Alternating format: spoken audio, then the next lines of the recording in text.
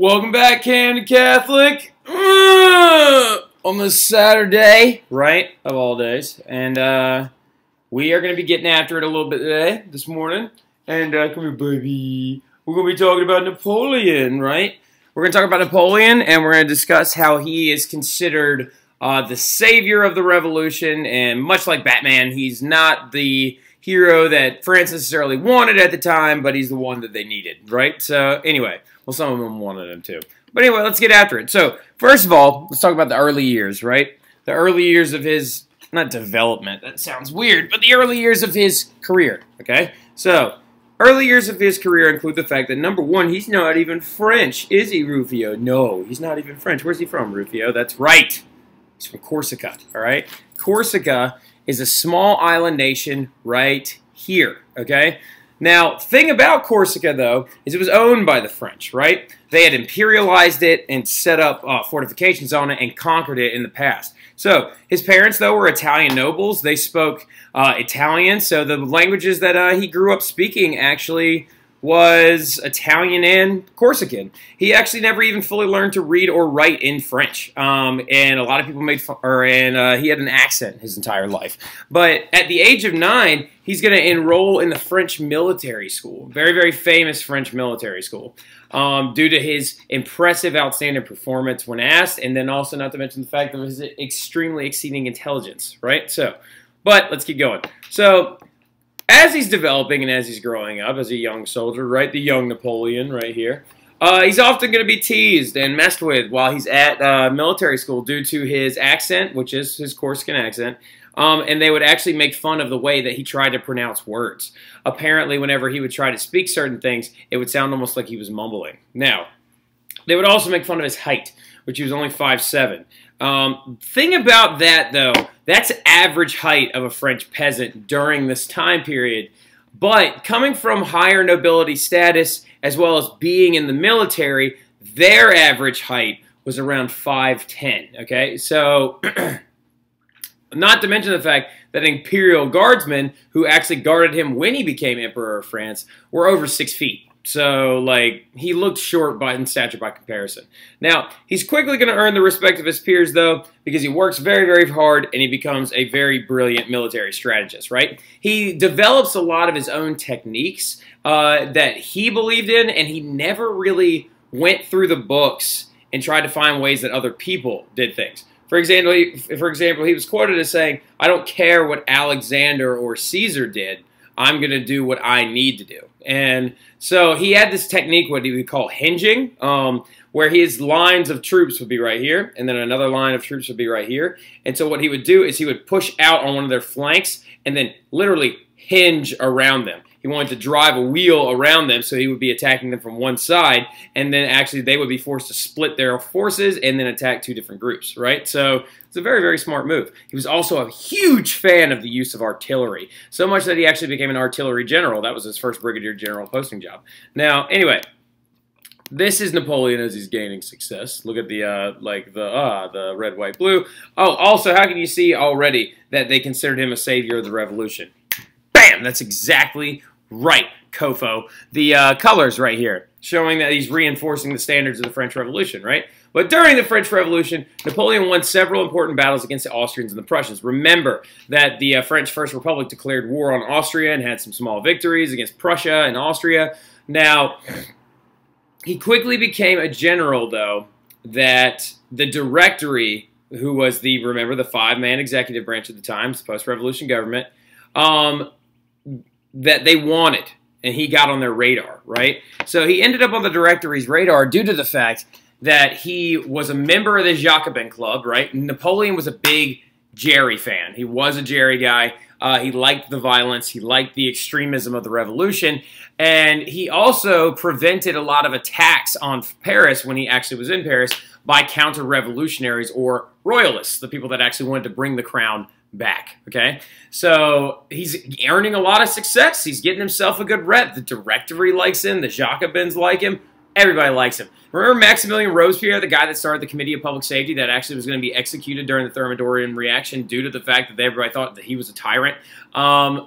His brother, Robespierre's brother, I think it's Augustin Robespierre, actually was a big fan and a very close friend of Napoleon's. And remember this journalist I showed you, Marat, that actually got stabbed to death in the bathtub? It's Napoleon's brother-in-law.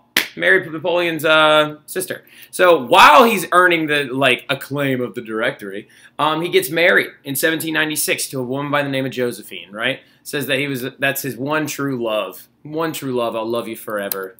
Sure. All right. Anyway, the big part of his military career that garnered him a lot of weird success, even though it was a failure, was the campaign in Egypt. Right? So it's all about beating Britain. As far as Napoleon's concerned, you need to put a star next to that. It's all about beating Britain. So Napoleon hates Britain. He always has. He's hated them simply because every time he's engaged them, he's lost. And he hates them for 1,000 different reasons, actually. Also, they took over Corsica while he was actually going to Paris. And his parents were forced to flee to the mainland of France. He's just not a fan of Britain at all. So a big thing about his Egyptian campaign was actually going into Egypt so he could cut off a trade line between India and Britain. So Napoleon's big thing about Britain is let's kill them through their wallet. Let's kill them in their pocketbook. Let's make it so they can't actually raise money anymore. Now, the Egyptian campaign had massive victories for Napoleon. However, he was defeated by the strength of the Royal Navy. And this guy named Admiral Horatio Nelson, now the name of a cheap rum company, but Admiral Horatio Nelson is not only going to defeat him here, but even later after he becomes the first consul of France, he defeats him at this place called the Battle of Trafalgar. The main thing to get from this, put it right here, put it underneath, Napoleon never has the strength to beat the British Navy, all right? The British Navy is the dominant one in the waters. They are internationally supreme. No one's going to touch them. All right? So this is yet another reason for Napoleon's hatred of Britain, though.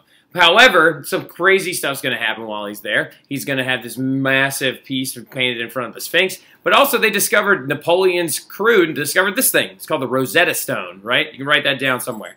The Rosetta Stone is a stone that was discovered that actually gives us the ability to translate ancient Egyptian, because it's got 3 different passages. It's got ancient Egyptian hieroglyphics, and then it's got right here written Egyptian, and then it's got the Greek translation of the entire passages. So it's the same thing written 3 times in 3 different languages, and since we could understand ancient Greek at the time, and we could never understand what the Egyptians were trying to say on these walls with these little, man, stick, snake, water, so this actually gave us the ability to translate it. So the Rosetta Stone.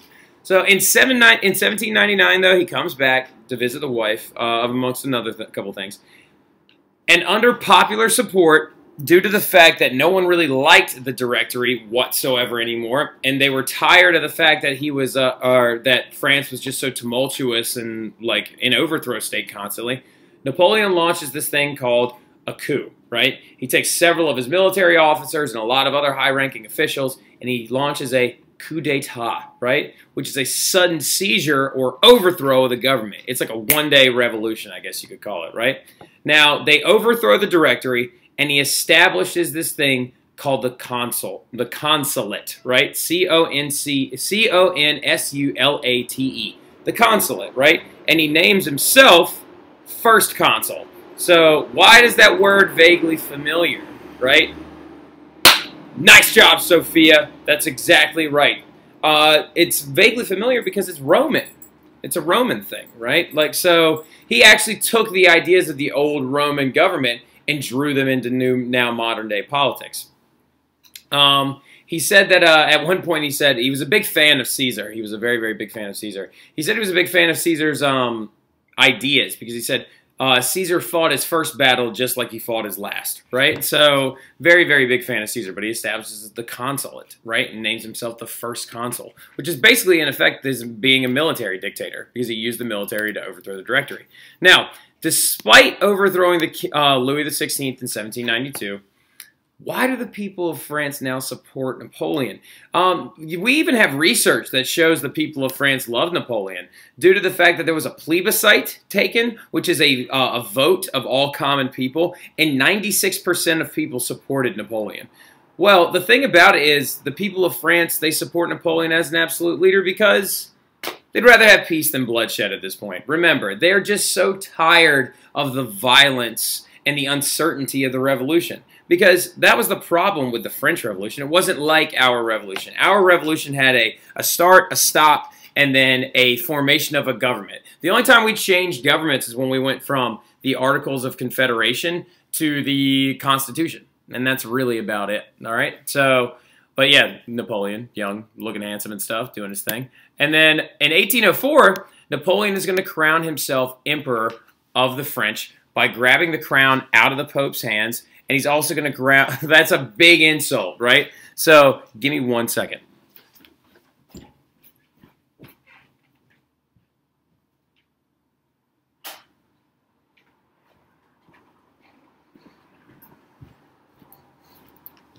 Sorry, my coffee was boiling over. Now, anyway, so he invites to have himself crowned emperor after he rewrites the Constitution again. All right, anyway, now, so he has the Constitution rewritten so he can set up an imperial system. Now, the reason why this is actually, if you want to write this down somewhere, he does all of this because of a lot of threats against his life. Now, some of you are like, I thought everybody liked him. I said 96%. That 4% wants him dead, okay? So there was a bunch of assassination attempts on Napoleon's life, and actually there were very, very, very big violent displays. And he actually successfully thwarts all of them. There's multiple of them, multiple. He thwarts every single one, and then surprisingly enough, he talks to the French government. He says, the only way to establish order is if you allow me to create an imperial system. So he rewrites the French Constitution, and he names himself emperor. Right? Emperor of the new Roman, or the French, the French Empire. He invites the Pope to Notre Dame to actually be a part of the coronation ceremony because the Pope just did that at the time. The Pope always kind of gave licensure, I guess, in a way, to whoever was being crowned at the time.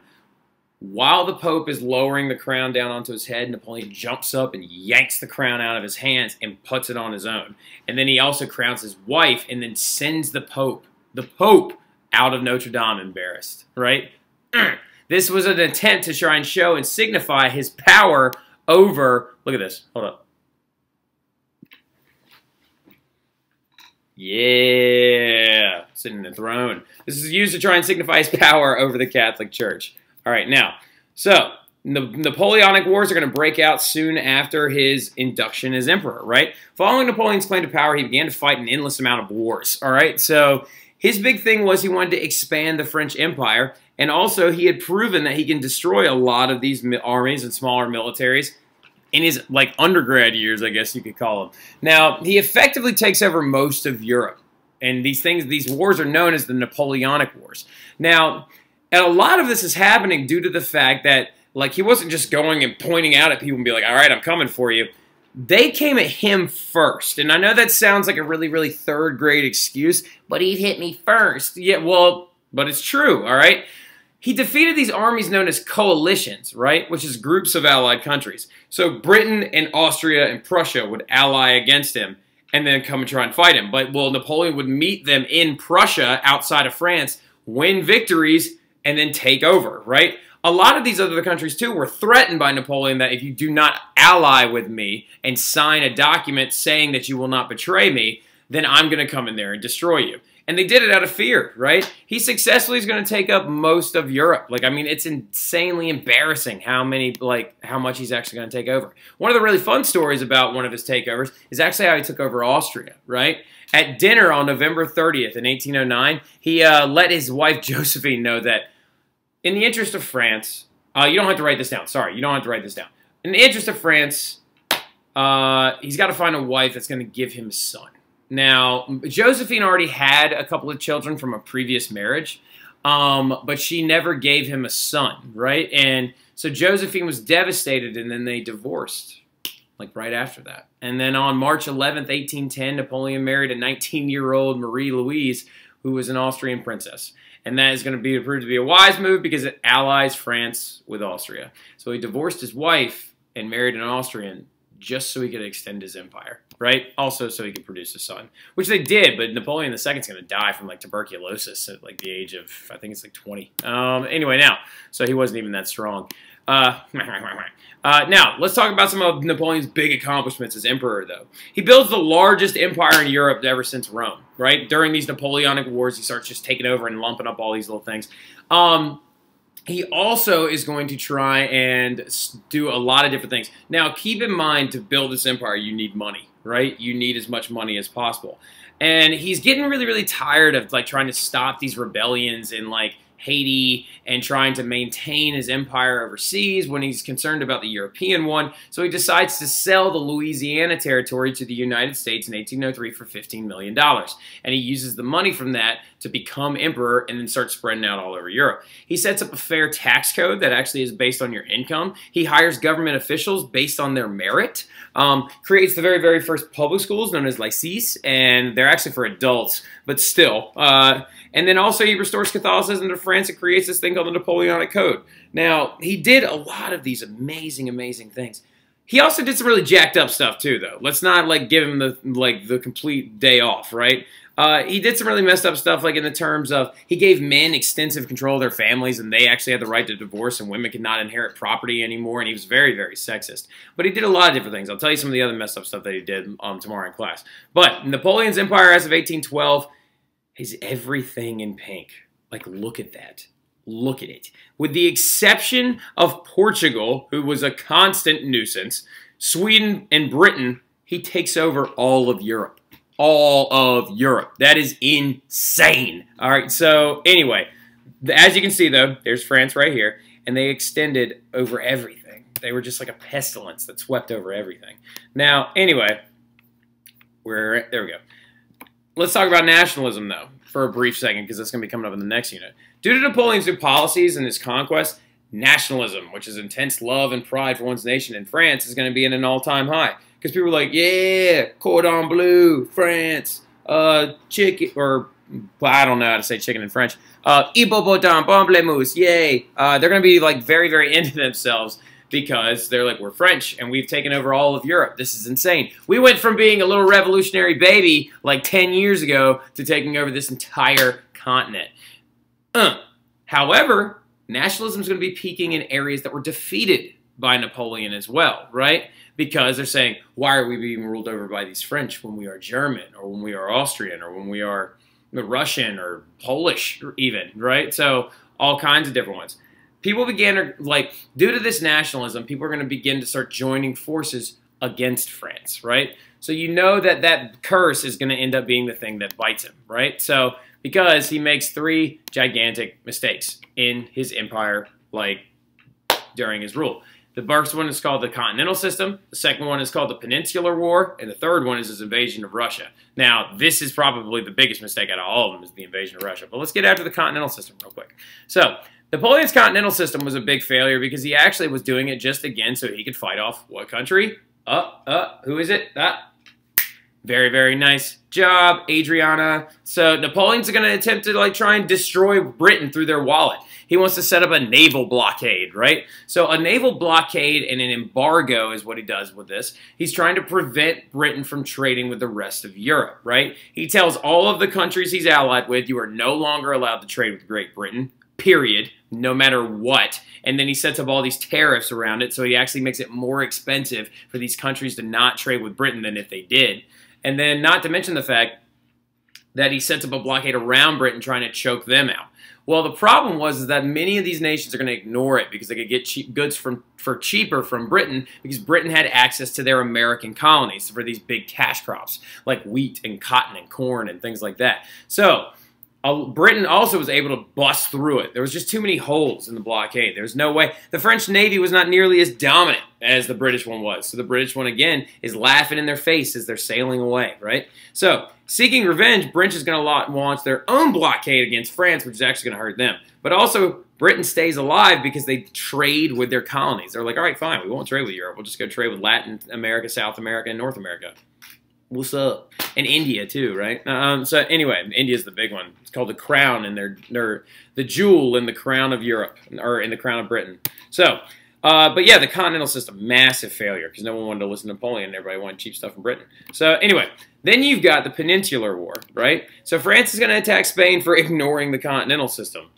Actually, fun fact: when he does attack Spain, he takes his brother Francis and puts him on the throne. It's a whole thing. Now, anyway, but for over 6 years, Spain is going to constantly fight off the oppression of the French, and they are going to use massive guerrilla warfare techniques to inflict casualties on the French. And it's going to weaken the French army. So it was actually a very big failure. Also, fun fact though, Portugal fled, or the Portuguese royals, they actually fled to Brazil during this time period. And that's how Brazil became a country, because they were afraid. Now, anyway, last thing, this is the big one. The invasion of Russia. Now, same thing. Russia trades with Great Britain and violates the Continental System, right? Russian troops are going to mobilize, and so do the French, right? Write this down somewhere before you get to here. Second bullet point should say, Napoleon raises the Grand Army. The Grand Army contained 600,000 French troops from all over the empire, as well as troops from other countries, right? 600,000. That is insane. Guess how many the Russians had? 120,000. That's like nothing, right? So what Russian troops do, they decide that they're like, we're going to try and lure Napoleon in, and we're going to get home field advantage. We're going to make him play on this turf. And guess what time of year we're going to get him in here? That's right, wintertime. Now, they burn down everything as they basically do this thing called scorched earth policy. A scorched earth policy is when you run up, you attack really fast, and then you retreat. Run up, attack, retreat. And while you retreat, you burn everything in your wake so the enemy army can't use it. So not only is Napoleon being lured further and further and further into Russia, but he can't resupply anywhere because everything's been torched. They even burned down, the Russians even burned down Moscow, their capital city, just so Napoleon can't have it, right? So never receiving a surrender from the Russian Tsar, Napoleon decides to try and retreat back to France during the winter. 590,000 of his 600,000 troops starve or freeze to death due to this scorched earth policy. Also, fun fact, some people believe it's because of the buttons that were used to keep their jackets closed. They were made of tin, right? Now, tin buttons, when they get really, really cold, they get brittle. And they were breaking constantly whenever the French troops would try to actually close them. But the reason why they had tin buttons is because Napoleon was one of the first guys to actually start canning foods. Anyway, now let's keep going though. So he's going to eventually be exiled to Elba, which is with his forces greatly weakened. He defeats in a combined he's defeated by another coalition, and he's banished to the island of Elba in the Mediterranean Sea in 1815. And he sits there for about a year. And then after a year on Elba, he launches this thing called his 100 Days campaign. He raises a small army and escapes back to France. He then gets back to France and becomes emperor yet again, and the French welcome him back. It's insane. But then what ends up happening, I know you're like, you're going too fast. Just pause real quick.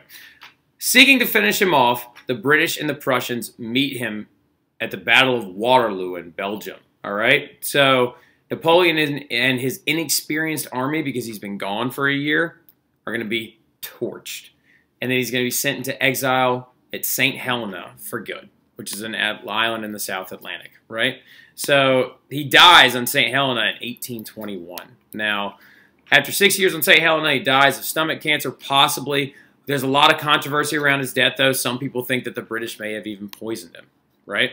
But last little slide real quick. He's known as, this is Napoleon's legacy. He's known as one of the greatest military leaders of all time. He is going to be the reason for nationalism and its growth all over Europe. He's also going to be the reason why the Congress of Vienna is called, which is in 1815, trying to figure out how to create peace between all these nations. And after his defeat, Europe actually experiences a relative period of peace between nations. They literally, remind me tomorrow, for almost 100 years, up until about when World War I breaks out. So, guys, that's Napoleon. Very good job for getting after it this morning. I know this is a long one, but do what you got to do, right? So we're going to review tomorrow, and then we're going to have your tests on Tuesday. I'll see you guys then.